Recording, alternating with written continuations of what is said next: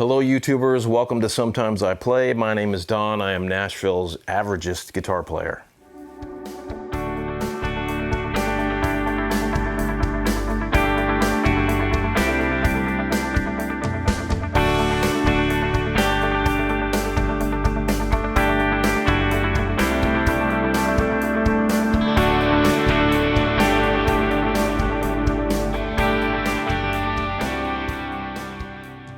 So most of you have figured out by now, I'm sure, that I do most of my live playing in churches these days. I haven't done a club gig in probably 5 years. I haven't done a road date in probably 15 or more years, and that's perfectly fine with me. Playing in churches is great for me for a few reasons. For one, I have horrible tinnitus from years of playing in a loud rock band, so I have no desire to do that ever again. Second of all, I don't have to carry a ton of gear to go play live. I can have minimal things, which I'm about to show you, one of the minimalist approaches that I have. And thirdly, I just as I grow maturity-wise and spiritually, it means more to me to help lead a congregation in worship than it does to help lead a bunch of drunk people in a bar to Bon Jovi tunes. So just a personal thing. But today, like I said, the churches are basically, these days, almost every church is quiet stage. You all got in-ears, which is cool. It takes a while to get used to if you've never done that before. It's a little weird, to tell you the truth. And I've been through a bunch of modelers trying to get what I felt like was as natural sounding guitar tones as I could. I started out with the Fractal FM3. I had it for a while. Ended up getting rid of that. I went to a Helix LT, which is basically the Helix, the cheap version of the Helix. Had that for a while. It was pretty good. I liked it pretty much. I had a Kemper floor for a while, which I did not care for at all. Even with the Michael Britt stuff that I had for it, I didn't care for it. There's something missing with the modeling stuff. There's something about air crossing over a microphone capturing sound that you just don't get. And I'm sure there'll be comments below telling me how wrong I am, but that's just how I feel about it. I don't think you can capture it. It's a good alternative. It's not the same as an amp. It just isn't. But having said that, it's easier to have a model or something when I'm playing in these churches. Most recently, I've been playing basically an old Boss GT10, which is basically a bunch of Boss pedals in one unit, and sending it through an Iridium, which is an amp cab sim. That to me, it really is super close to capturing a live amp. I know it's not the latest technology. I know Iridium has been out for a long time. But for me, that has been the closest thing to a live amp that I have found. But I also have, for my studio work especially, but also as kind of a backup to my live stuff, I got this HX STOMP XL. Struggled with it for a few months, or at least a few weeks, trying to get something that was close to what I was getting with an amp and what I was getting with the Iridium. I think that I've gotten close with it, so I wanted to share it with you guys. And I'm going to share this, I'll share this preset on the Line 6 website, so there'll be a link below where if you're interested, you can go grab it for free. It's just something that I came up with. It's all based off of the Boogie Mark IV amp presets that come with the HX STOMP XL. And I've just kind of tweaked them with EQs, and if you download the patch, you'll see what I've done. But basically, this gives me the 4 basic tones that I feel like I need that will cover any worship set. You're kind of using the same tones. There are times when I use one tone for an entire song and then adjust my volume either here or with a pedal to differentiate different parts of the songs and a little less drive, that kind of thing. But there's 4 basic sounds that I feel like I can get by and use on just about any worship set. So I'm going to play this song for you, and you can kind of hear and see the tones that I'm using. I'm not going to use any well-known worship songs, although you might get some hints for copyright issues. But this will just give you an idea of what it's sounding like and how I'm using these tones.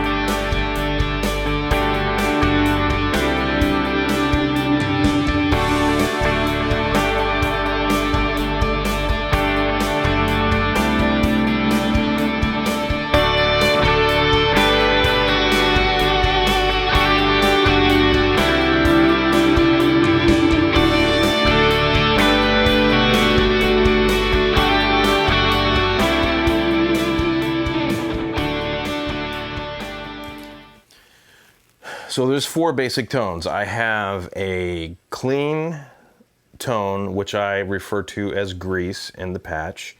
I have an ambient tone, which I refer to as swells in the patch. I have what I call my Keith Scott patch, which it's kind of like him, but it's basically an edge of breakup or a lesser distortion that I use for kind of rhythm stuff and some little lead stuff. And then I have what I call a Landau patch, which is, when I say Landau, I refer to him in the 90s, early 90s, when his lead tones were soaring and screaming. So that's what that is. So I just wanted to go through them now that you've heard them sort of in a track. I'll let you hear them by themselves. This is the swell part of this, and this is actually on Snapshot 4, and it sounds like this.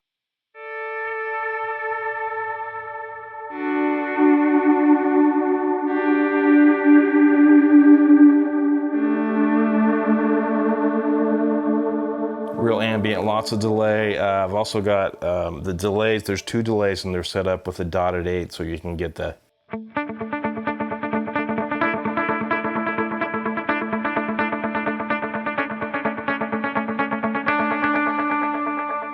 that kind of thing. So there's that snapshot. On Snapshot 3, I call this my grease sound, and this is just basically a clean tone, and I usually go to some sort of out-of-phase strat pickup configuration for that, but it's just a clean old patch.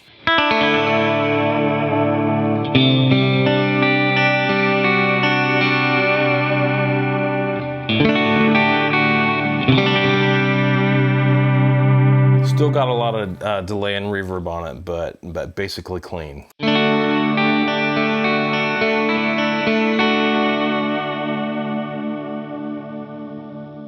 Then Snapshot 1 is that Keith Scott patch that I talked about, and it's just sort of a edgy grunge kind of thing.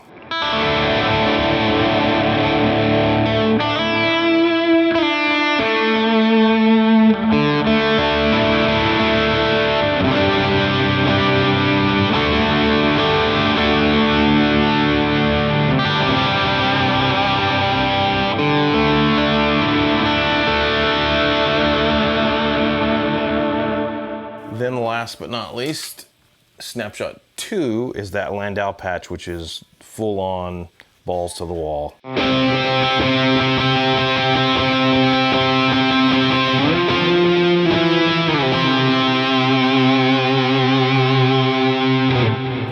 my lead lines are done with this patch.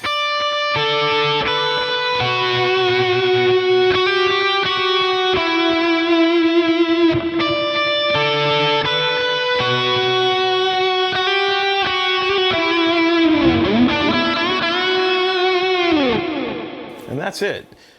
Almost every song that we do, these modern worship tunes, I can use this setup and those 4 basic sounds and get by with it. Now you have to adjust your delay times per the song, which is no big deal. You just copy from one patch to the next and change your delay settings. And if you don't want the dotted delay, you can turn one of those off. But something you can play around with. I just thought, you know, when I was first looking at Helix stuff, I could find very, very few things that worked on worship tunes. So this is just something that I came up with my own. I hope that it works for you too.